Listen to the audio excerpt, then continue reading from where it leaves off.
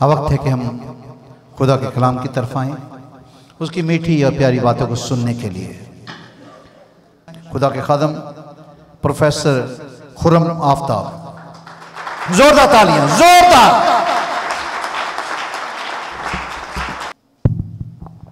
Praise the Lord. मसीह में सबको सलाम। बहुत खुश हूँ, घर लौट आया। ये घर है, आप लोग मेरा घर हैं। आप मेरे साथ निकालिए। चलने वाला जब देखेंगे, वैसे तो मुझे पूरा लेक्चर करना चाहिए, लेकिन वक्त की कमी के बाइस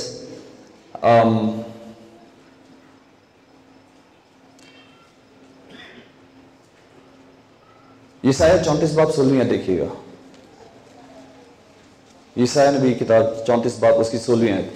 मैं जहां तक पढ़ सकूंगा मैं पढ़ता हूं। 16 आयत कहती है, तुम खुदावंद की किताब में ढूंढो और पढ़ो, उनमें से एक भी कम ना होगा और कोई भी जुफ्त ना होगा, क्योंकि मेरे मुंह ने यही हुक्म किया है और उसकी रूह ने उनको जमा किया है।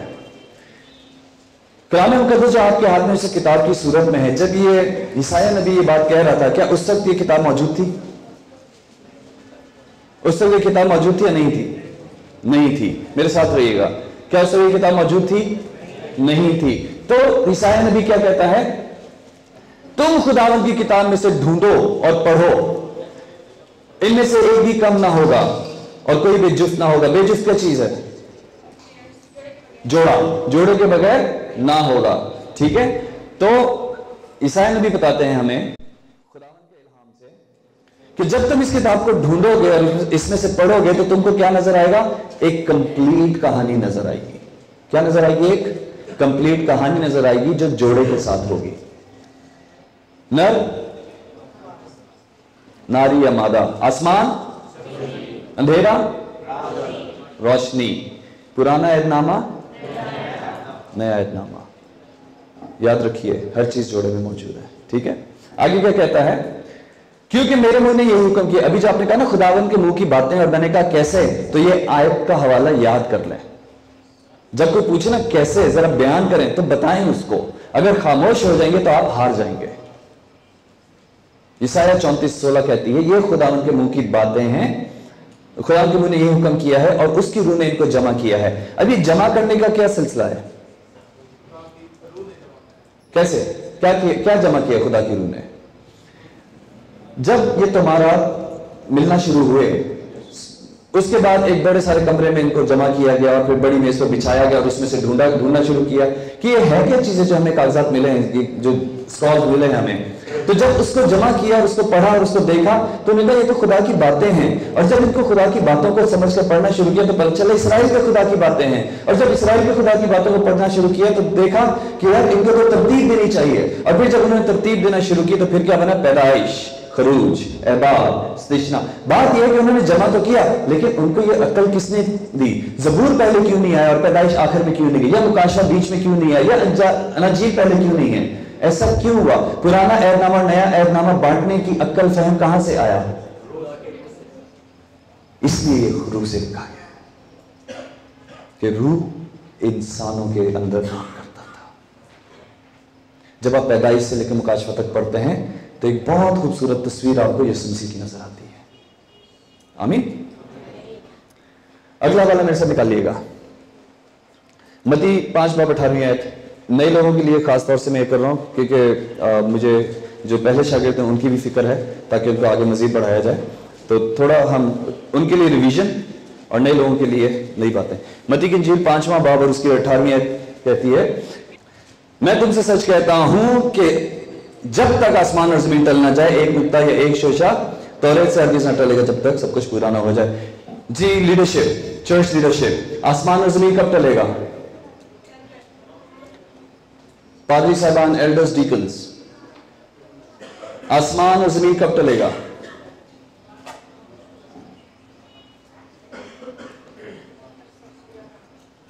कोई बात नहीं, आप जवाब जो जितना आपको मालूम है आप बताइए, कोई प्रॉब्लम नहीं है।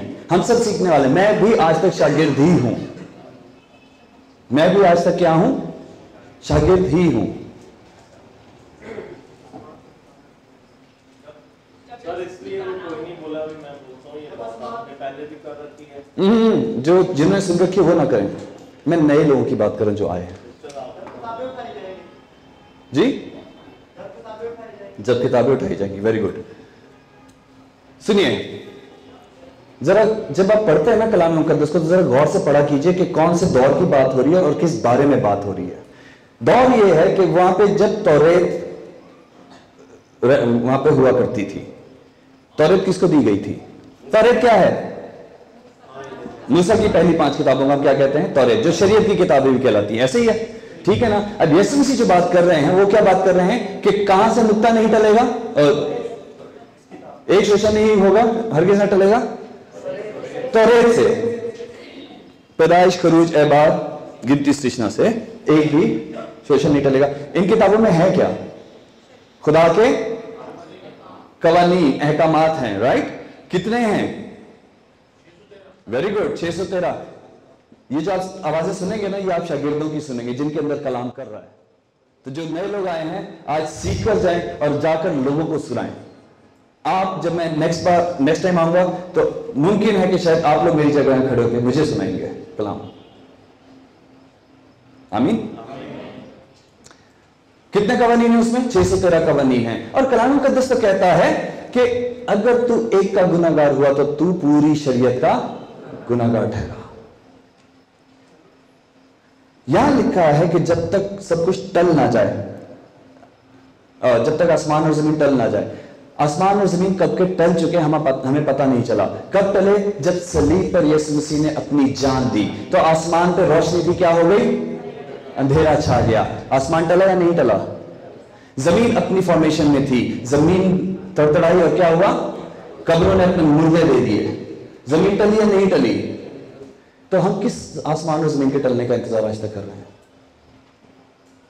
याद रखिए, बहुत सारी चीजें हैं जो हमारी आंखों से ओझल रहती हैं। वो क्यों रहती हैं वो भी मैं आपको थोड़ी देर में बताता हूं। कलाम में से देखेंगे, लिखा है कि जब तक हरगिज़ टलेगा जब तक सब कुछ पूरा ना हो जाए। यीशु मसीह ने सलीब पर एक जोरदार नारा लगाया था, क्या? तमाम हुआ। क्या तमाम हुआ? शरीयत तमाम हुई। वो शरीयत जो इंसान को दी थी, खुदा ने खुद इंसान बनकर उस शरीयत को पूरा किया। इसीलिए हम फजल के वसीले से बचाए गए हैं। शरीयत से हमारा कुछ लेना देना नहीं है। हमारी शरीयत पता क्या है? हमारी शरीयत क्या है बताइए? जो हम मसीह के फजल से बचाए गए, हमारी शरीयत, हमारे अहकाम, हमें क्या हुक्म दिए गए?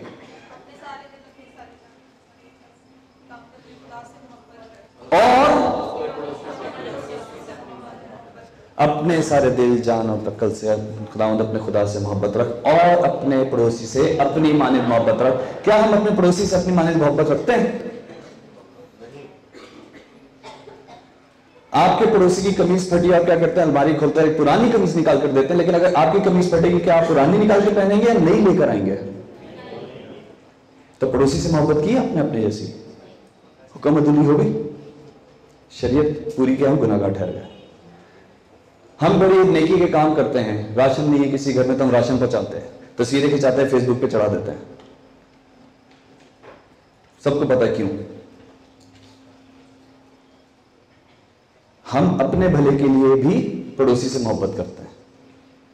लेकिन बात यह है कि जिसको आपने पिछले साल राशन दिया था, उसके बाद आज तक क्या दोबारा उसको राशन पहुंचा? आप एक बार दे देते हैं, 2 बार देते, तीसरे खुदा से खुद ही माफी मांगते हैं, खुदावंद ए पारा कम है, मेरे को नहीं होना, मैनू माफ कर। तो पड़ोसी के आप काम ले लें, आप गए कहीं और काम पे और वो मोहब्बत वहीं खत्म। क्यों? जिस्मों से मोहब्बत करने की कोशिश करते हैं, जिस्म कभी मोहब्बत कर ही नहीं सकता। जिंदा मिसाल है, मर्द हजरात के लिए बीवियां, बीवियों के लिए शौहर।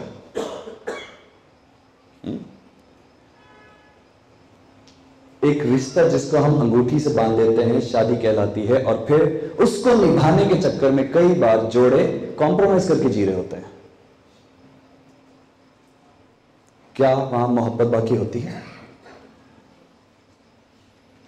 कोशिश कर रहे होते हैं मोहब्बत करने की, लेकिन बात यह है कि वो भी पूरी तरह हम नहीं कर पाते। बच्चे अच्छे निकल आए तो खुदा का फजल होता है, अगर बच्चे नाफरमान निकल आए तो बाप और बच्चों की या माँ और बच्चों की भी मोहब्बत कामिल नहीं हो पाती।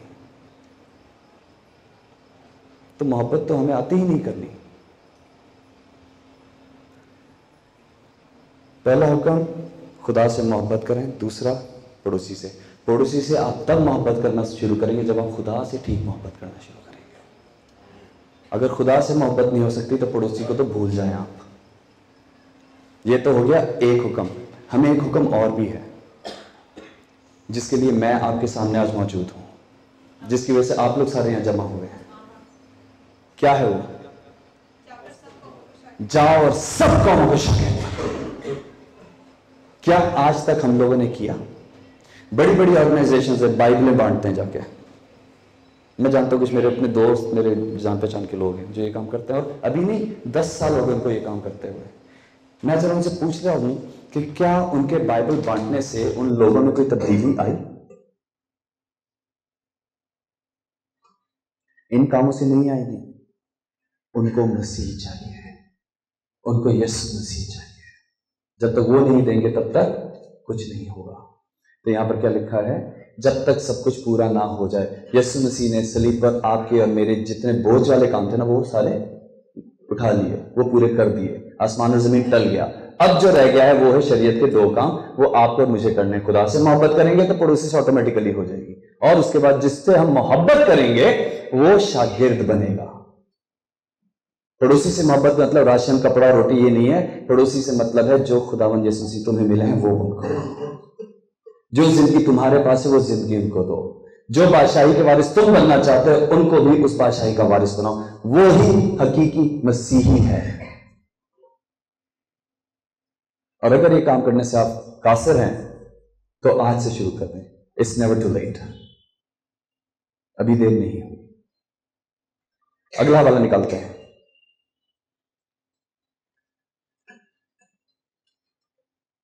दूसरा तीमुथियुस 3 बाब उसकी 15, 16, 17 पढ़िएगा। दूसरा तीमुथियुस उसका 3 बाब उसकी 15, 16, 17 मैं पढ़ देता हूं, आप जरा गौर से सुनिएगा। ये नए लोगों के लिए भी थोड़ा हम चल रहे हैं। ये तकरीबन 2:15 बजे तक ये सेशन चलेगा। मैं कोशिश करूंगा 2 बजे तक। और तू बचपन से उन पाक नविश्तों से वाकिफ है जो तुझे मसीह यीशु पर ईमान लाने से निजात हासिल करने के लिए दानाई बख्श सकते हैं। हर एक सहीफा जो खुदा के इल्हाम से है तालीम और इल्जाम और इस्लाह और रास्तबाजी और तरबियत, रास्तबाजी में तरबियत करने के लिए फायदेमंद भी है, ताकि मर्द खुदा कामिल बने और हर एक नेक काम के लिए बिल्कुल तैयार हो जाए।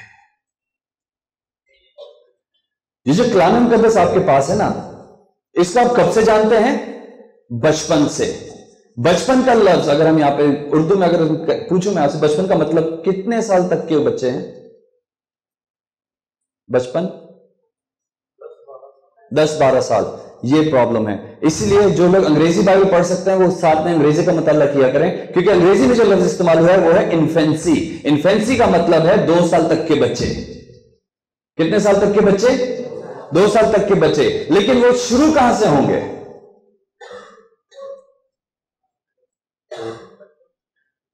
वो शुरू वहां से होंगे जैसे ही वो अपनी मां के पेट में ठहरेंगे। तब से लेके 2 साल तक की उम्र से आप इसको जानते हैं। जब तुम्हारी मां तुम्हें अपने पेट में लेकर चर्च जाया करती थी, जब वो कलाम सुना करती थी, तब से तुम इन पाक नविश्तों से वाकिफ हो।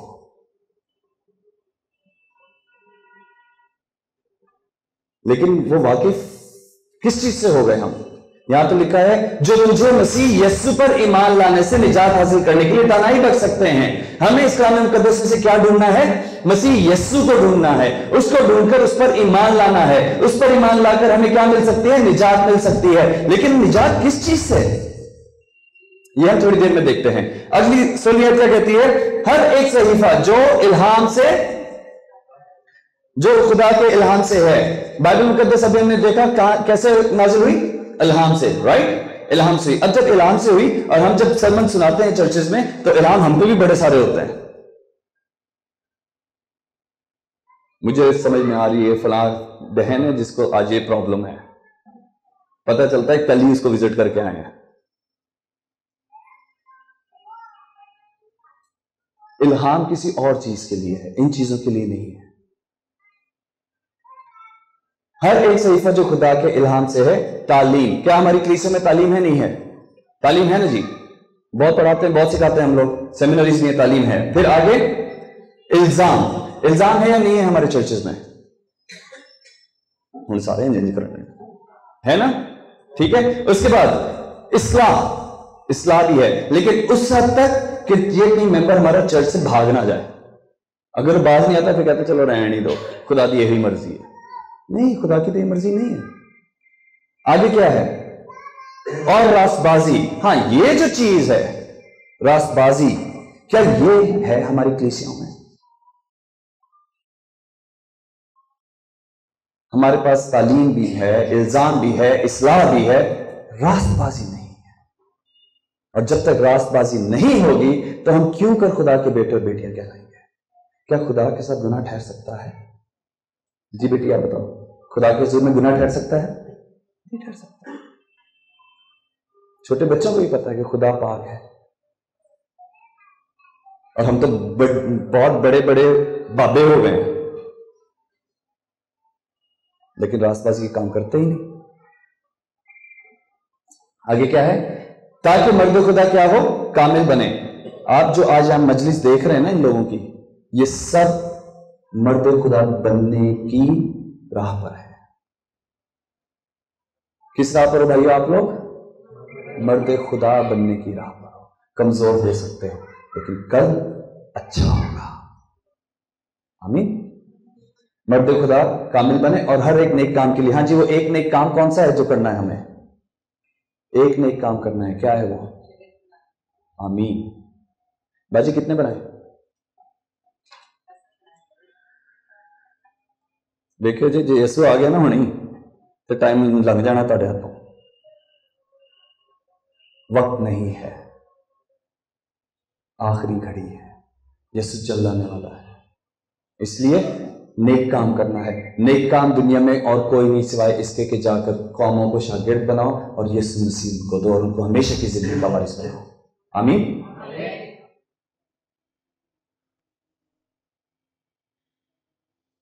और ऐसा हमने क्यों करना है? पहला पत्रस पहला बाब उसकी 23वें आयत में कहता है, क्योंकि तुम फानी तुकुम से नहीं बल्कि गैर फानी से खुदा के कलाम के वसीले से जो जिंदा और कायम है नए सिरे से पैदा हुए हो। याद रखिए, आप लोग क्योंकि नए सिरे से पैदा हो गए हैं इसलिए ये काम करना है। अगर आप अभी तक पुराने कामों में हैं तो नए सिरे से आप कभी पैदा ही नहीं हुए। वो नए सिरे से पैदा होना क्या है? रूह से पैदा होना है। किससे पैदा होना है? रूह से पैदा होना है। मैं यहां जिस्मों से बात करने नहीं आया। जिस्म धोखा देंगे, मुझे पता है। जिस्म क्या देंगे? मैं रूहों से बात कर रहा हूं। अगर वो रूह एक भी यीशु मसीह में मेरे साथ कायम हो गई तो हम दोनों हमेशा के लिए बादशाही का काम करेंगे। नए सिरे से पैदा होना जरूर है। नए सिरे से पैदा होने का वक्त बहुत कम है, मैं नहीं इसको कवर कर पाऊंगा। एनीवेज, ज़बूर 119 के 105 बड़ी मशहूर है, याद है आपको? तेरा कलाम मेरे, सबको आती है? एक बार फिर से बोलिए, रेडी गो। तेरा कलाम मेरे कदमों के लिए चिराग और मेरी राह के लिए रोशनी है। हाँ जी, ये कौन सा कलाम है? चलिए, कलाम तो यही है जो आपके हाथ में, इसको थोड़ा वाइंड करते हैं। मेरे कदमों के लिए चिराग। कौन से कदमों के लिए चिराग है? आपके कदमों के लिए। लेकिन आपके कौन से कदम? रोमियो 10 बात में एक कदम का जिक्र है, याद है? वो मुबारक है वो कदम जो उन कदमों के लिए चिराग है। उन कदमों के लिए क्या है? चिराग है। और मेरी राह के लिए रोशनी है। कौन सी राह? वो राह जब तुम रूहें बचाने के लिए निकलोगे, उन राहों पे यीशु मसीह रोशनी बनकर तुम्हारे साथ जाएगा। तुम्हें परवाह नहीं है कि तुम रूह बचा पाओगे या नहीं बचाओगे, तुम अपनी कोशिश पक्की करोगे और वो जो रोशनी तुम्हारे साथ चलेगी उसके उजाले में, उसके जलाल में सब नुमाया होगा। वो तुम्हारी मेहनत को देखेगा और उसका अजर तुम्हें देगा। आमीन।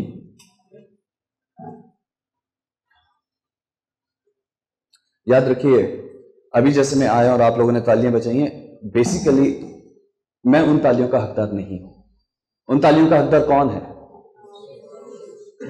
खुदावंद यीशु मसीह। समझ रहे हैं आप?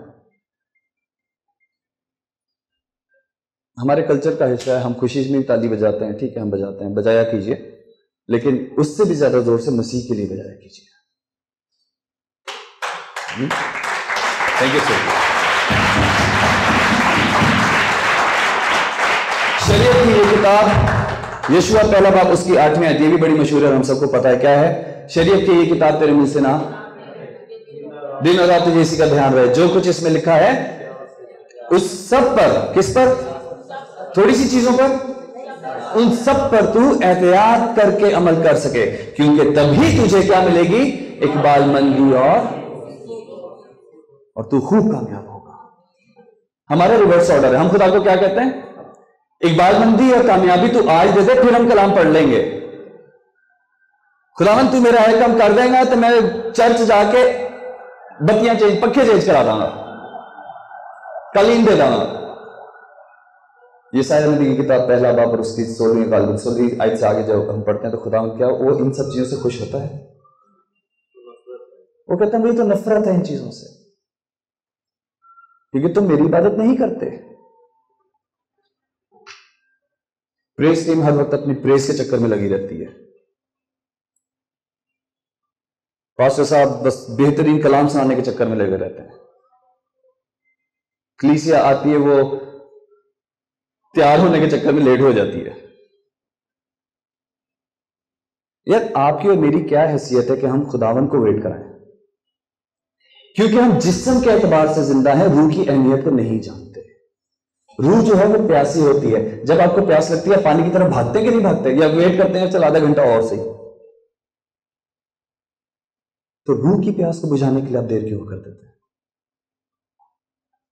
ये मैं सिखा रहा हूं कि अपनी कलीसियाओं को जाके सिखाएं ताकि वो तरक्की करें।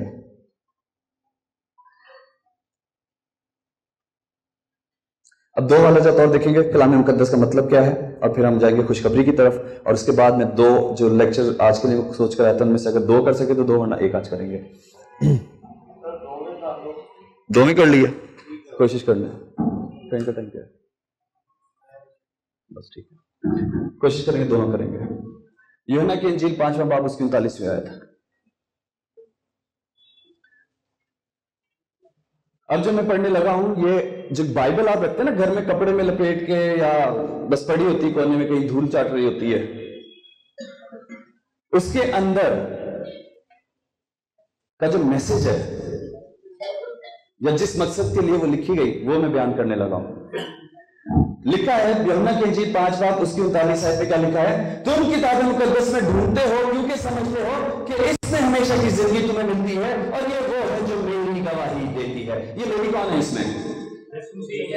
यीशु मसीह अपनी बात कर रहे हैं कि तुम जब बाइबल पढ़ते हो, तुम्हारे जब घर में दुख आ जाता है तो तुम कराने पर उस उम्मत खोल के पढ़ना शुरू कर देते हो। ऐसे ही है, तुम्हारी कोई बात पूरी नहीं हो रही होती, तुम बड़े घुटनों पे मतलब बैठ के आंसू बहा बहा के दुआएं करके फिर कलाम मुकद्दस पढ़ते हो। पढ़ते कैसे हो? अच्छा जी आज मैं यहां से खोलता हूं, देखते क्या खुलता है, वो आज ही है कलाम मेरे लिए। क्या नहीं, कलाम मुकद्दस इस मकसद के लिए नहीं लिखा गया। ये जादू की किताब नहीं है।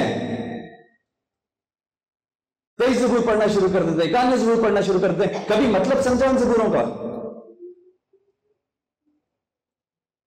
91 ज़बूर शुरू कैसे होता है जरा बोलिएगा। जो मैं खुदावन के बारे में कहूंगा वही मेरी पनाह, मेरा गढ़ है, वो मेरा उसमें मेरा तवक्कुल है, वही ये सारी चीजें ना।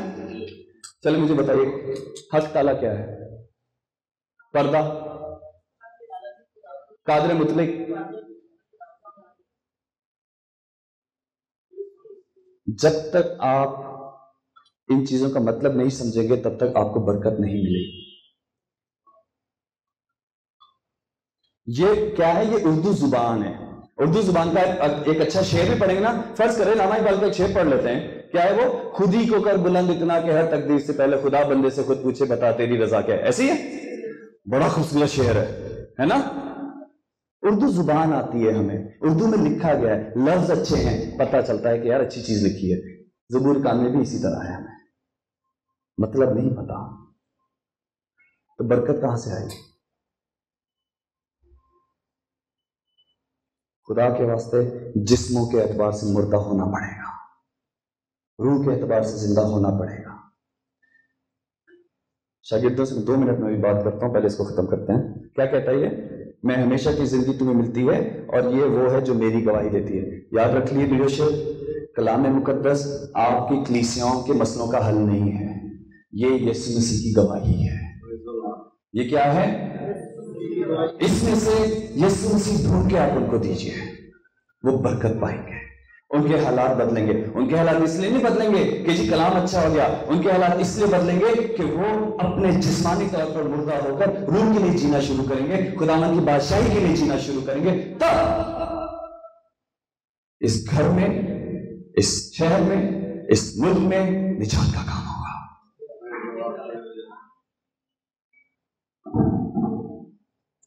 आखिरी वाला कलाम मुकद्दस लिखा जाने का मकसद क्या है वो भी चेक कर लेते हैं। सब चीजें बाइबल में से पढ़े, सब कलाम में से पढ़ रहे हैं हम सारा कुछ। यूहन्ना की इंजील 20 बाब उसकी 31 देखिए।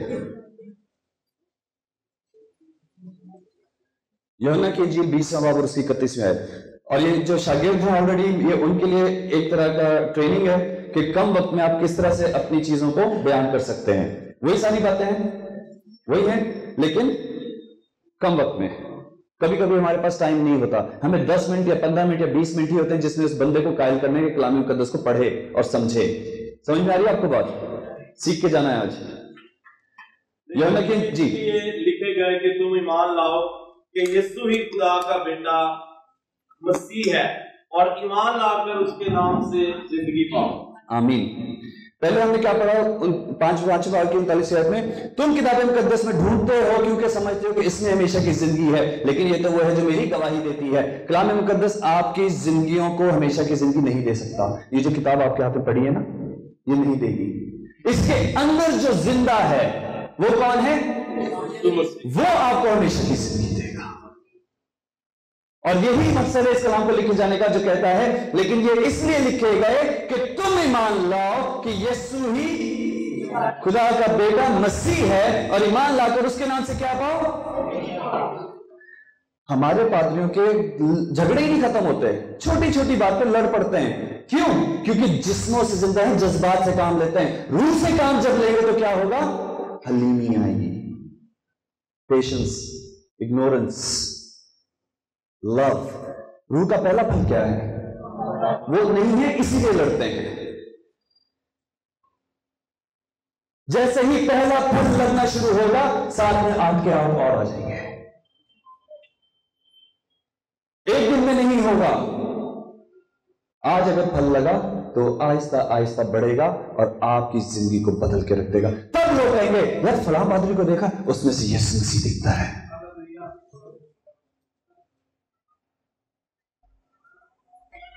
यीशु मसीह तबले में बाजू में नहीं है। अच्छे अल्फाज इस्तेमाल करके आप कायल करते हैं लोगों को, उसमें नहीं है।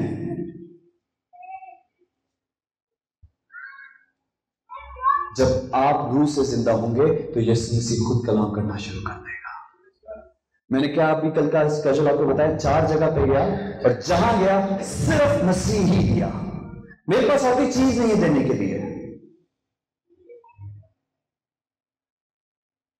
जिसको लेना है, जिसको नहीं लेना वो उसकी मर्जी है, छोड़ दें उसको। आपका उस पर कोई जोर नहीं चलने वाला। जिसके लिए खुदा की मर्जी होगी वो निजात पाएगा। यहां पे सर जी कलाम समझ में आया। कलाम मुकद्दस क्या है? बस 2 चीज याद रखिए, ये खुदा यीशु मसीह की गवाही है। पैदाइश की किताब से लेके मुकाशा की किताब तक यीशु मसीह कहता है, इब्राहिम को जिसने बरकत दी वो किसकी कहानी है? मेरी कहानी है। नूह के जमाने में जो कश्ती थी जिसने उन 8 लोगों को बचाया, वो कश्ती कौन थी? मैं था। वो पत्थर जो बयाबान में इसराइलियों के साथ चलता गया और पानी देता गया, वो जिंदगी का पानी कौन है? मैं हूं। वो जो बादलों में उनके साथ है, वो जो आग के शोला में उनके साथ था, वो कौन था? वो मैं हूं। ये जो नसबनामे तुम आदम से शुरू करते हो, पढ़ते आते हो, ये नसबनामे किसके हैं? मेरे हैं। ये कलाम मुकद्दस पूरा का पूरा यीशु मसीह के बारे में। उसको ढूंढे, वो कलीसिया को दें। मैं गारंटी देता हूं आपकी कलीसियों से शागिर्द पैदा होना शुरू हो जाए। मेरी जरूरत आपको नहीं है, आपको खुदा के रूह की जरूरत है जो आपके ऊपर मुकाशफा खोले। मेरे लिए नौजवान जो बैठे हैं ना और पीछे जो खड़े हैं, ये बहुत कदर के लायक है। आप इनको तैयार कर दें, देखें इस मुल्क में कैसे निजात का काम होता है। अगर फंड रेज करने हैं तो इनको मिशन में निकालने के लिए इस्तेमाल करें, उसके लिए रेज करें, देखें खुदा बरकत कैसे देता है।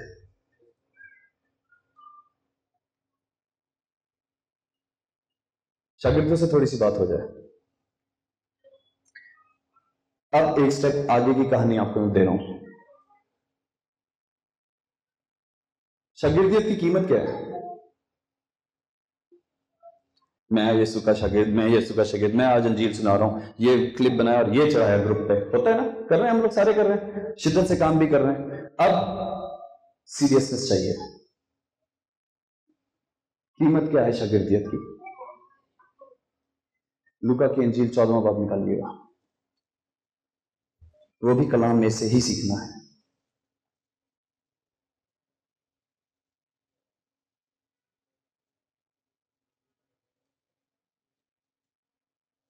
याद रखिए, याद है वो अमीर आदमी जो यीशु मसीह के पास आता है, क्या कहता है, क्या क्या क्या चाहता है वो, क्या क्या लेना चाहता है यीशु मसीह से? हमेशा की जिंदगी हासिल करना चाहता है, राइट? क्या कहता है? ऐ नेक उस्ताद, मैं ऐसा क्या करूं कि हमेशा की जिंदगी का वारिस हो जाऊं? यीशु मसीह इसको बिल्कुल सिंपल आंसर करते हैं, देख तेरे पास मूसा है, उसकी शरीयत है, जाके उसको मान, उस पर अमल कर, तू जीता रहेगा। कहा था, आगे से होके कहता है मैं तो बड़ी अच्छी तरह से करता हूं, पूरी की पूरी शरीयत को मानता हूं। यीशु मसीह ने कहा चल ठीक है, फिर एक और काम कर, जा और अपना सब कुछ बेच और मेरे पीछे हो ले। क्या किया था उस अमीर आदमी ने? भागा भागा गया, बेच के आ गया था, मुंह को लटका के और वहां से चल दिया। यीशु मसीह ने क्या कहा था? सुई के नाके में से ऊंट का गुजर जाना बनिस्बत इस शख्स के आसमान की बादशाही में दाखिल। लीडरशिप याद रखिए, आप जिंदगी की तरफ जाएंगे, आपकी कलीसिया जिंदगी की तरफ जाएगी। आप अगर मौत की तरफ जाएंगे तो आपकी कलीसिया भी आपके साथ पीछे पीछे जाएगी। और हमें किसी ने हक नहीं दिया कि हम किसी की जिंदगी से खेलें। अगर आप किसी की जिंदगी नहीं बचा सकते तो प्लीज स्टेप बैक। कहें कि खुदा के रूह ने मुझसे कहा कि अभी मैं तैयार नहीं। लोग आपको कुछ नहीं कहेंगे, लेकिन मेरा ईमान है जब खुदा का रूह आएगा तो आप पहले से भी ज्यादा मौसर होकर काम करेंगे। और मैं दुनिया के लीडर्स की बात कर रहा हूं, सिर्फ जो यहां बैठे उनकी बात नहीं कर रहा हूं। शागिर्दियत की कीमत देखना चाहते हैं? आइए दिखाता हूं मैं आपको। मत्ती की अंजील, लूका की अंजील 14वां बाब और उसकी 25, 26, 27, 28, बस 28 तक पढ़ लें। जब बहुत से लोग उसके साथ जा रहे थे, बल्कि 30 तक पढ़िएगा, सॉरी, फिर से पढ़िए। जब बहुत से लोग उसके साथ जा रहे थे तो उसने फिर कर उनसे कहा, अगर कोई मेरे पास आए और अपने बाप और माँ और बीवी और बच्चों और भाइयों और बहनों, बल्कि अपनी जान से भी दुश्मनी ना करे तो मेरा शागिर्द नहीं हो सकता। जो कोई अपनी सलीब उठाकर मेरे पीछे ना आए वो मेरा शागिर्द नहीं हो सकता। क्योंकि तो बस यहां तक ही रहने दीजिए, लंबा हो जाएगा, छोड़ दीजिए। साफ लफ्जों में लिखा, मुझे कुछ बताने की जरूरत है? मैं इतनी दूर से इतने अरसे बाद वापस आया हूं, मेरा घर पे जाना बनता है नहीं बनता? जाना चाहिए नहीं जाना चाहिए? घर के भी तो मसाइल हैं ना, माँ की जरूरत है, बहनों की जरूरत हो सकती है, घर के और दीगर काम हो सकते हैं जो मुझे देखने चाहिए, लेकिन वो सारे काम मेरा मसीह देखेगा। दे सकते हैं ऐसी कुर्बानी? मेरी बीवी और मेरे 3 बच्चे सब कोरिया में हैं, मैं उनको छोड़कर यहाँ मौजूद हूँ। छुट्टियों के चार छुट्टियों के दिन थे, साल में हमें सिर्फ 2 बार मिलती हैं छुट्टियां, 4-4 दिन की, और मैं उन दोनों छुट्टियों के टाइम पर यहाँ मौजूद होता हूँ या दुनिया में कहीं मुनादी कर रहा होता हूँ। क्या मेरा दिल या मेरे बच्चों का दिल नहीं करता कि मेरे साथ वक्त गुजारे? दे सकते हैं कुर्बानी बीवी बच्चों की? जो दे सकता है हाथ खड़ा करें। दे रहे, मैं रोज ही देना, घुटने टेक देना। Praise the Lord. याद रखिए, शागिर्दियत आसान नहीं है। अपना सब कुछ बेचना पड़ेगा, अपनी जान को भी अजीज नहीं रखना होगा, फिर आप शागिर्द बनेंगे। अब मैं देखूंगा कि 2 साल में जो शागिर्द बने, अब से आगे उनकी जिंदगी कैसी चलती है, क्योंकि अब मैं उनसे डिमांड करूंगा, उनकी खिदमत की डिमांड करूंगा। और जो अब अगले सेशन तक फल नहीं लाएगा, उसको आने की जरूरत नहीं है। घर पे रहे, दुआ ज्यादा करे। क्या करे? क्योंकि ये जो जगह आप जिस पर बैठे हैं, यहां पे और नए लोग आकर बैठेंगे, शायद उनके वसीला से खुदा काम करेगा। जगह खाली छोड़े।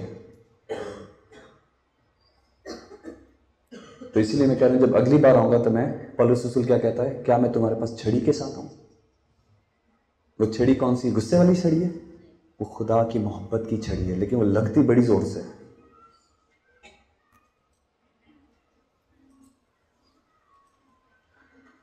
आइए देखते हैं खुशखबरी क्या है। अभी जो हमने सीखा कलाम मुकद्दस क्या है। कलाम मुकद्दस यीशु मसीह की गवाही है, और ये इसलिए लिखे गए कि हम यीशु मसीह को जाने, पहचाने, उस पर ईमान लाएं और उसके नाम से निजात हासिल करके हमेशा की जिंदगी पाएं। आमीन। पूरा कलाम मुकद्दस इसी बात के बारे में। अब हम देख रहे हैं खुशखबरी क्या है। वो लोग जो नए हैं उनसे मैं सवाल करना चाहूंगा, जी खुशखबरी बयान करें। खुशखबरी क्या है जो आप दुनिया को जाकर सुना रहे, मुनादी कर रहे हैं ना आप लोग सारे? क्या है खुशखबरी जी? कहीं कहीं पे मुझे जवाब मिलता है, मैं पूछता हूं खुशखबरी क्या, कहते हैं गुड न्यूज। गुड। हाँ, तो मैं इसलिए अप्रिशिएट करता हूं उनको कि एटलीस्ट उनको ट्रांसलेशन तो पता है। कलाम मुकद्दस से डरने की जरूरत नहीं है। कल बड़ी मजे की बात हुई, जो रात वाला सेशन था ना 2:30 बजे तक जो चला सुबह, उसमें एक साहब से मेरी बात हो रही थी। मेरे सामने 2 किताबें पड़ी थी। एक किताब का टाइटल था खौफ खुदा, और एक किताब का टाइटल था कि खुदा की आवाज को सुनना। तो मैं तो अपने आप से बात करता कि खौफ खुदा मुझे नहीं पढ़नी, खुदा कहना क्या चाहता ये मैं पढ़ूंगा। तो उन साहब ने कहीं सुन लिया जो मैं अपने आप से कह रहा था, तो उनको शायद ये बात बुरी लगी। तो कहते कि जी आप खौफ खुदा क्यों नहीं पढ़ना चाहते, क्या आपको खुदा से डर नहीं लगता? मैंने उनको समझाया, जिसके अंदर खुदा रहता हो उसको खुदा से डर नहीं लगता। खुदा से जिस्म डरते हैं, ये जिस्मानी लोग डरते हैं। उनको वो बात बड़ी देर में समझ आई। खुदा से आप डरते हैं क्यों? क्योंकि जिस्म के एतबार से जिंदा है ना।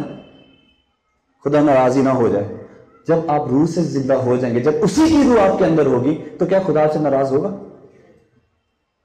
आपको डरने की जरूरत है नहीं। सिंपल, खुदा के फॉर्मूले बिल्कुल सिंपल हैं। वो मोहब्बत का, प्यार का खुदा है। डरना किस बात का है? आइए खुशखबरी की तरफ चलते हैं। खुशखबरी क्या है? जहां जहां जाते हैं लोग अपने अपने तरीके से खुशखबरी को बयान करते हैं, और कई लोग सही सही बयान करते हैं, लेकिन उनको उसकी फाउंडेशन का नहीं पता कि बात क्या करें। जब उनसे पूछते हैं हाँ जी जो आपने बात की है इसको साबित करें, वो कर नहीं पाते। वो समझते हैं कि शायद ये ठेका पादरी साहबान का ही है, कि उन्हीं को समझ आनी चाहिए। नहीं, हर वो शख्स जो यीशु मसीह को मानने वाला है, हर वो शख्स जो यीशु मसीह पर ईमान रखता है, ये उसका फर्ज है कि उसको उस बुनियादी का पता हो जो उसने लोगों को जाकर सुनानी है, वरना उसके मसीह होने का कोई फायदा नहीं है।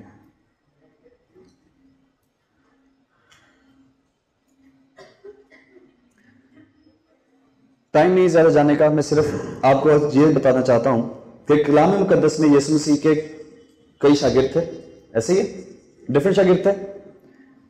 हम चेक करते हैं कि उनकी अलग अलग शख्स की खुशखबरी क्या थी, क्योंकि हम जब यहां पे खुशखबरी के बारे में जानना चाहते हैं या पूछते हैं तो क्या होता है, हम अपनी कहे जाते हैं। ठीक है ना? अगर ये भाई कुछ कहेंगे तो साथ वाले भाई कोशिश करेंगे कि इससे अच्छा कुछ कहें। राइट? नेचुरल है ना, इंसानी एतबार है। हम लोग चाहते हैं कि हमारा स्टैंडर्ड दूसरे थोड़ा सा अच्छा हो, हमारी बातचीत भी दूसरे जरा वजन वाली हो। पता यह चलता है कि हम जिसमें वजन रखते हैं उस वजन में खुद ही डूब जाते हैं। तो कलाम मुकद्दस में से चेक करते हैं कि खुशखबरी क्या है। मेरे साथ निकालिए, पौलुस रसूल की खुशखबरी चेक करते हैं।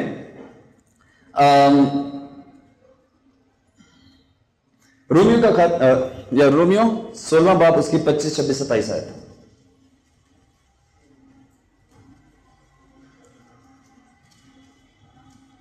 रोमियो 16 बाब उसकी 25, 26 और 27 आयत।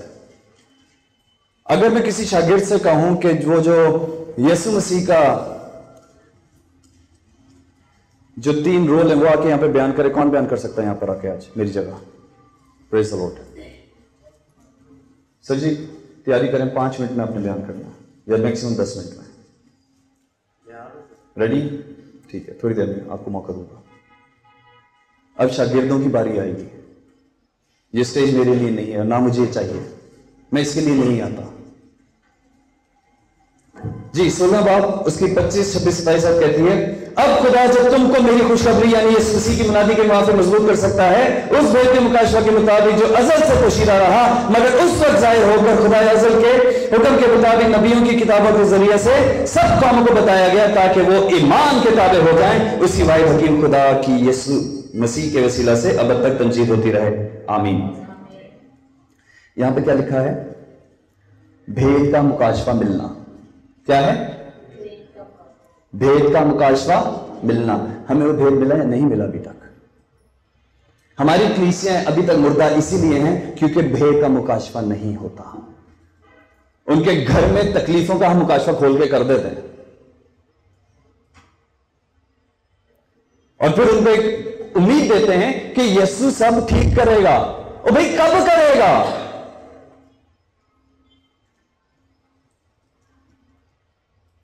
यहां मौजूद मैं कई लोगों को जानता हूं जिनके पर्सनल प्रॉब्लम्स, घरेलू प्रॉब्लम्स बहुत ज्यादा हैं। क्या यीशु ने वो प्रॉब्लम्स हल कर दिए? सालों से सुनते आ रहे हैं यीशु मसीह हल करेगा। यीशु मसीह आपके दुनियावी प्रॉब्लम हल करने के लिए नहीं है। वो जब आपके अंदर आएगा आपके दुनियावी मसले खुद ब खुद हल हो जाएंगे। पहले रूह के मसले हल करें। यहां लिखा है, अब खुदा जो तुमको मेरी खुशखबरी, ये मेरी कौन है? ये बात कौन कह रहा है? पौलुस रसूल कह रहा है। पौलुस रसूल क्या कह रहा है? किसकी खुशखबरी? नहीं, मेरी खुशखबरी। वो अपनी बात कर रहा है। जरा गौर से पढ़िए। अब खुदा जो तुमको मेरी खुशखबरी, मतलब क्या है? यीशु मसीह की मुनादी। यीशु मसीह अब मेरा है, यीशु मसीह मेरे अंदर है। मैं अब यीशु मसीह की चलती फिरती मुनादी हूं। मैं उसके अंदर, वो मेरे अंदर रहता है। जो कोई मुझको देखता है तो वो किसको देखता है? ये मेरी खुशखबरी है। जब तक आपकी खुशखबरी, यीशु मसीह की खुशखबरी आप बाहर से सुनाएंगे तब तक असर नहीं करेगी। यह खुशखबरी पहले आपकी अपनी, आपके अंदर होनी चाहिए, तब आप लोगों पर बा असर होंगे। आप लोग जो यहां जमा हुए, जो बच्चे भागे चले आए हैं पीछे, ये मेरी वजह से नहीं आए। मेरा पास, उनको पता है मेरा पास कैसा था। मुझे इबादतों में बैठने का शौक नहीं था, मुझे खुदा से दुआ करने का शौक नहीं था। मैं भी एक आम नौजवान की तरफ पैसा कमाना चाहता था और अच्छे नाम को ढूंढता था। क्या मिला मुझे? नहीं मिला। हां, लेकिन जिस दिन से मैंने दिन और रात उसके कलाम पर ध्यान किया, उस दिन से इकबाल मंदी भी आई और कामयाबी भी।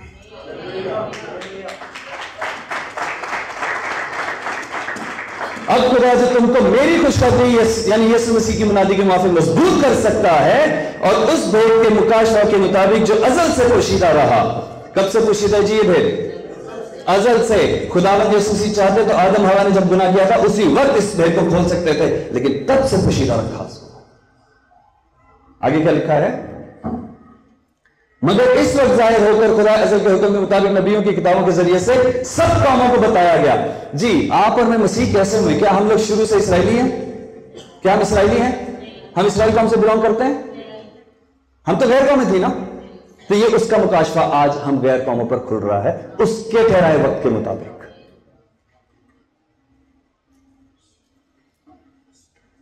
सब कौमों को बताया गया ताकि वो ईमान के ताबे हो जाएं। हमारे जो एंसेस्टर्स है ना, आबा अजदाद जो हैं, जो ईमान के ताबे हो गए, वो कलाम मुकद्दस में से यीशु को जान के हुए। लेकिन कैसे वाले ताबे हुए? क्या बदरूहें यीशु मसीह को नहीं पहचानती? क्या बदरूहों को यीशु मसीह से कुछ लेना देना है? ऐसा ही हाल हमारा भी है।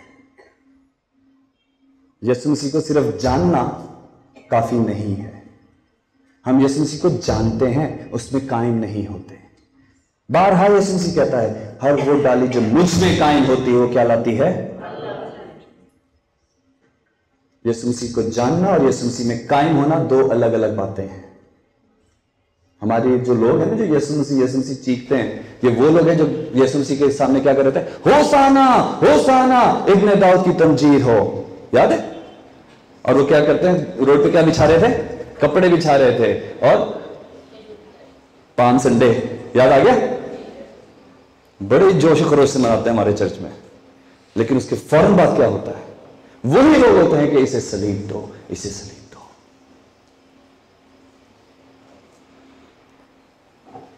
खुशखबरी यीशु मसीह है। आगे पढ़िए मेरे साथ।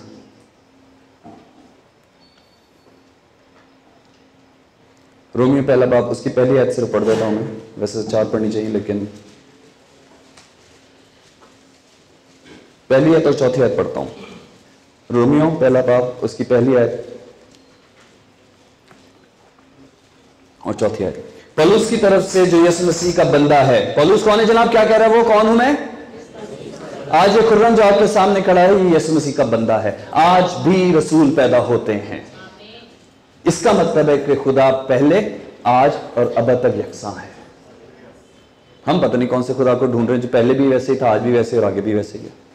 वो अपने काम को उसी तरीके से करता है जैसे पहले किया करता था, इसलिए वो अब तक यकसां है। वो आज भी आपसे उसी तरह प्यार करता है जिस तरह उसने पतरस से, पौलुस से और बाकी लोगों से किया, आपसे भी उसी तरह प्यार करता है और उम्मीद करता है कि आप भी उसी तरह से प्यार करें। आगे पौलुस की तरफ से जो यीशु मसीह का बंदा है और रसूल होने के लिए बुलाया गया है। क्या होने के लिए बुलाया गया है? पादरी होने के लिए, चर्च के मेंबर जमा करने के लिए नहीं। इस काम के लिए तो बुलाए नहीं गए। शागिर्दों, तुम इस काम के लिए नहीं बुलाए गए। तुम जब किसी और में यीशु मसीह कायम कर दोगे, अब वो काम खत्म हो गया। अब तुम किसी और रूह को ढूंढो, अब वो किसी और रूह को ढूंढेगा।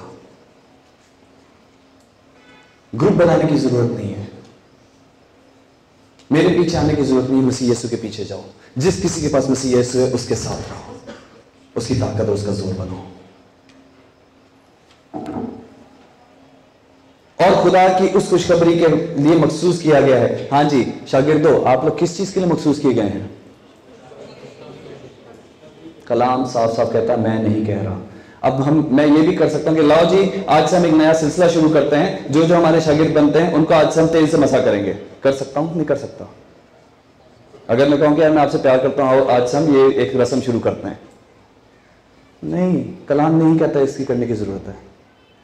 आप ऑलरेडी खुदा के रूह से मसाशुदा हैं। मुझे आपको मसा करने की ना हैसियत है ना जरूरत है। आप किससे मसाशुदा हैं? बताएं एक दूसरे को, आप खुदा के मसा से, खुदा की रूह से मसाशुदा है। चौथी आयत पढ़िए, क्या है? लेकिन पाकीज़गी की रूह के एतबार से मुर्दों में से जी उठने के सबब से, कुदरत के सबब से कुदरत के साथ खुदा का बेटा ठहरा। याद रखिए, यीशु मसीह किस सबब से जी उठे? यहां पे साफ साफ लिखा है। कौन सी रूह की? पाकीज़गी की रूह। याद रखिए, आप जो चर्च जाते हैं ना और उम्मीद करते हैं कि आप आखिरी दिन उठाए जाएंगे, नहीं होगा। क्यों? पाकीज़गी की रूह आपको जिंदा कर सकती है। अगर उस रूह के साथ आप नहीं भरेंगे तो जिंदा कैसे होंगे?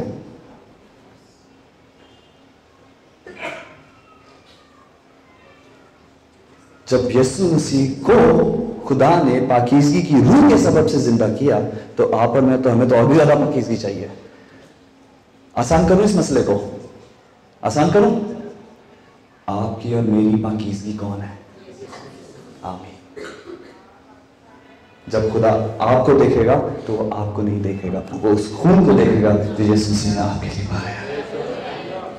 आप ऑलरेडी पाकीज़ा हैं। क्यों भाई साहब? ऐसा कलाम कलीसिया को खड़ी होगी कि नहीं खड़ी होगी? आपकी अपनी कलीसियाओं में शागिर्द पैदा होंगे और आपकी मिनिस्ट्री कहां पहुंच जाएगी आपको खुद अंदाजा नहीं है।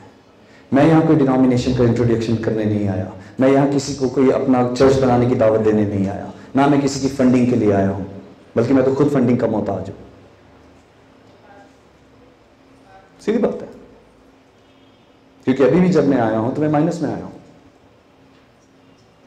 लेकिन कोशिश करेंगे अगली मर्तबा हम आपको आपकी हेल्प। खुदा आपको बरकत दे सर, खुदा आपको बरकत दे। मेरी हेल्प आप सिर्फ इतना ही कीजिएगा कि कुछ चंद रूहें जमा कर लीजिएगा जो कलाम सुनने वाली। आमीन। और हम आ जाएंगे। लेकिन चलें, लेकिन को छोड़ें, लंबी हो जाएगी कहानी। यहां पर क्या लिखा है? मुर्दे क्यों जिंदा होंगे? किस रूह से? पाकीज़गी की रूह से। जाकर अपनी कलीसियाओं को, कल संडे है जी हाँ, कल बताइएगा कि जब तक पाकीज़गी की रूह आपके अंदर नहीं आएगी आप जिंदा नहीं हो सकते। गलत फहमी के लिए माजरत,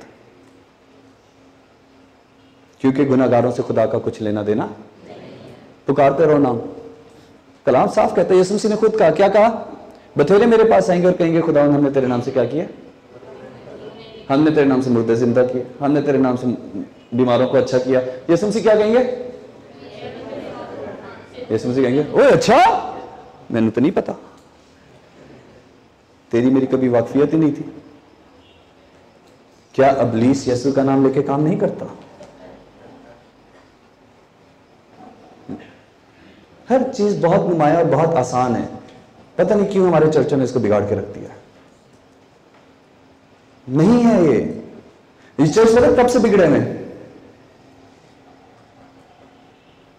इब्तिदाई कलीसिया जब बनी थी ना, बाइबल में लिखा है, कुरिन्थियों के लिए पौलुस रसूल क्या कहता है? ये मेरी बिगड़ी हुई औलाद की तरह है। गलतियों को देख लें, गलतियों की कलीसिया उसके लिए कहता है। तो चर्च की जो मिसअंडरस्टैंडिंग है ना, ये शुरू से प्रॉब्लम ये है कि जो पहले रसूलों ने जिस मसीह की मुनादी की ना, वो मुनादी होना बंद हो गई थी। हर किसी ने अपने ही यीशु को बयान करना शुरू कर दिया। इसीलिए आज हमारे पास्टर साहबान में भी इस तफरका होता है और एक एका नहीं होता, और वही कलीसिया भी करती है, और हम इस सिस्टम में बिल्कुल नॉर्मल रहते हैं। बहाना क्या करते हैं?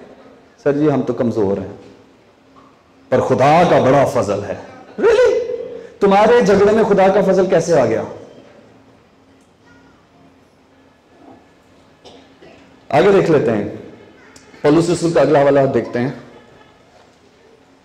एमाल की किताब 9 बाब उसकी 22वीं आयत में कहता है, एमाल 9:22, लेकिन साउल को और भी कुव्वत हासिल होती गई और वो इस बात की साबित करके कि मसीह यही है, दमिश्क के रहने वाले यहूदियों को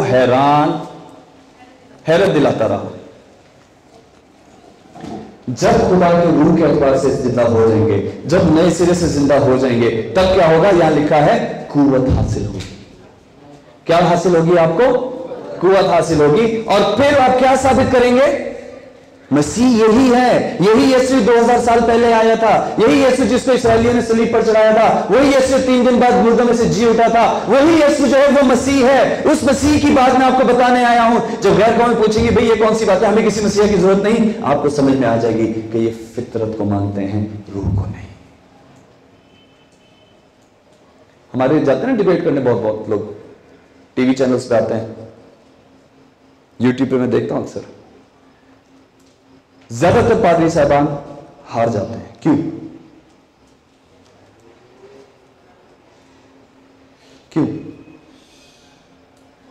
क्योंकि जिससे वो बहस कर रहे हैं, जिस मुबाहिसे में वो गए हैं, वो हमारी बनती नहीं है।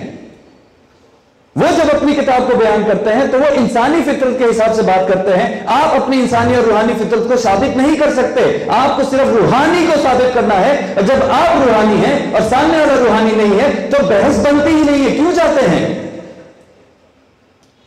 उनको माजरत कर लें कि यार हम आपसे बहस नहीं कर सकते, क्योंकि हम रूह को मानने वाले हैं। जब ये बातें आपको समझ में आना शुरू हो जाएंगी तो आप तरक्की करेंगे, मजबूत हो जाएंगे, और फिर साउल की तरह क्या होगी? कुव्वत आएगी। और उन्हीं लोगों को जिन्होंने मसीह को सलीब दी थी, क्या लिखा है? यहूदियों को जाके कर रहा था ना, दलीलें दे रहा था और साबित कर रहा था कि यही यीशु मसीह है, तब ये काम होगा। 17वां बाब, एमाल 17 दूसरी तीसरी आयत।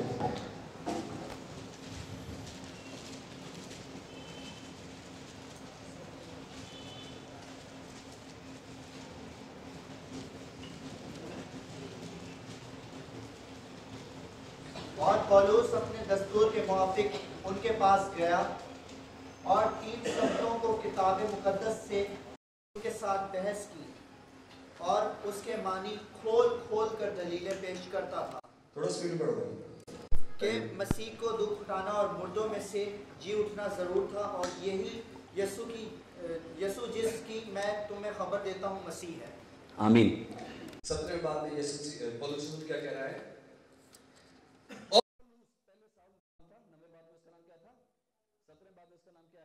पौलुस अपने दस्तूर के मुआफिक, अभी उसका दस्तूर है जो मैं आपसे कल बात कर रहा हूं कि मैं कल यही किया, परसों भी यही किया, तरसों भी यही किया, और जब से यीशु मसीह मुझे मिला तब से मैं यही काम किए जा रहा हूं, क्योंकि ये मेरा दस्तूर हो गया है। सुबह उठ के भी यही ख्याल आता है, रात को सोते भी यही ख्याल आता है कि किसी एक की रूह बचानी है। यह आपका दस्तूर बनना चाहिए शागिर्दों, यह आपका दस्तूर बनना चाहिए। और उसके मैंने खोल खोल कर दलीलें पेश करता था कि मसीह को दुख उठाना और मुर्दों में से जी उठना जरूर था, और यही यीशु जिसकी मैं तुम्हें खबर देता हूं क्या है? तो पौलुस की खुशखबरी क्या हुई? यीशु ही।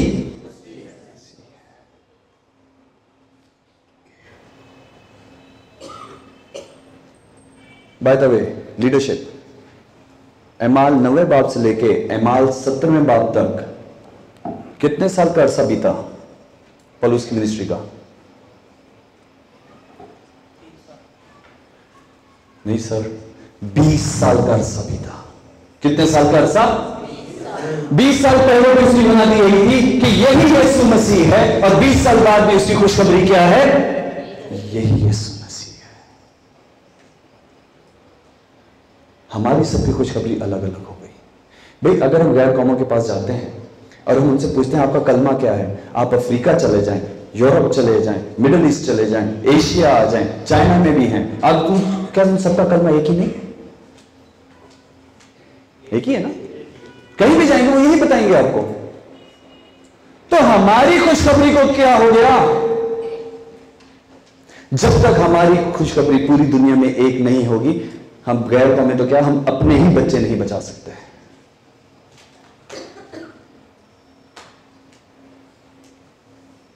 आज के बाद जब कोई पूछे खुशखबरी क्या है, और अगर ना भी पूछे तो जाके खुद ही बता दें, आपको पता है कि कलाम की खुशखबरी क्या है?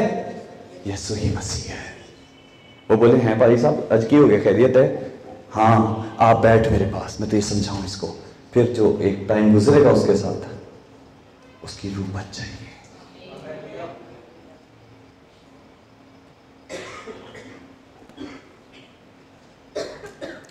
चलें अब देखते हैं पौलुस के अलावा जो पत्रस को चेक कर लेते हैं। एमाल 2 बाब 36 निकालिएगा, बल्कि मैं पढ़ देता हूं। एमाल 2 बाब 36, जो हवाले लिख रहे हैं वो लिख लें बस। एमाल 2 बाब 36, पत्रस रसूल क्या कह रहा है? तस इसराइल का सारा घराना यकीन जाने कि खुदा ने उसी यीशु को जिसे तुमने मसलूब किया, खुदावंद भी किया और मसीह भी किया। पौलुस की खुशखबरी क्या थी? यीशु ही। पत्रस की खुशखबरी क्या है? यीशु ही। आगे चलते हैं। अब जो दीगर शागिर्द थे या वो लोग जो मसीह यीशु पर ईमान लाए थे, उनकी खुशखबरी क्या है? 5वें बाब की 42वीं आयत, एमाल 5 बाब उसकी 42वीं आयत 42 क्या कहती है? और वो हैकल में और घरों में हर रोज तालीम देने और उस बात की खुशखबरी सुनाने से यीशु ही मसीह है बाज ना आए। क्या थी खुशखबरी जनाब सबकी?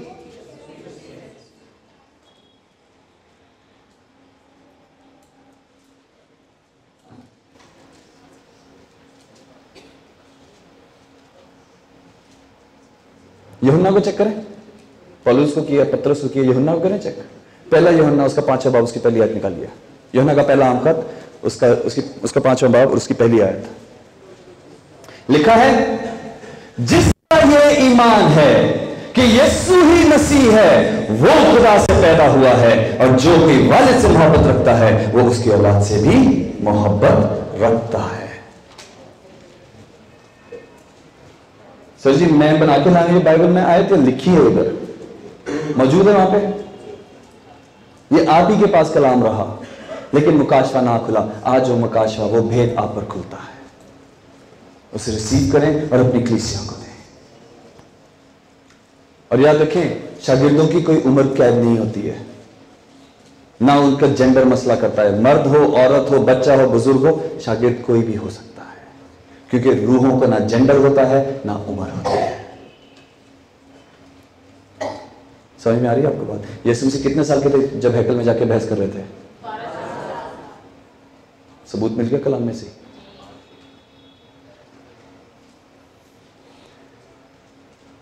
कलाम मुकद्दस की जो खुशखबरी वो क्या है? जब हमने थोड़ी देर पहले पढ़ा था यूहन्ना की इंजील 20:31 में, वो भी यही कहती है। जो पूरा का पूरा कलाम मुकद्दस किताब है ना, इसकी भी खुशखबरी क्या है? पढ़ता हूं मैं आपको यूहन्ना की इंजील 20:31 है, लेकिन ये इसलिए लिखे गए कि तुम ईमान लाओ कि यीशु ही खुदा का बेटा क्या है, और ईमान लाकर उसके नाम से क्या पाओ? निजात नहीं, जिंदगी पाओ। क्या पाओ? अगर आप वाकई हकीकत में मसीह में रहकर हमेशा की जिंदगी पाना चाहते हैं तो मसीह यीशु को ढूंढ लीजिए, उसको अपने अंदर उतार लीजिए, तब आपके मसले नहीं रहेंगे।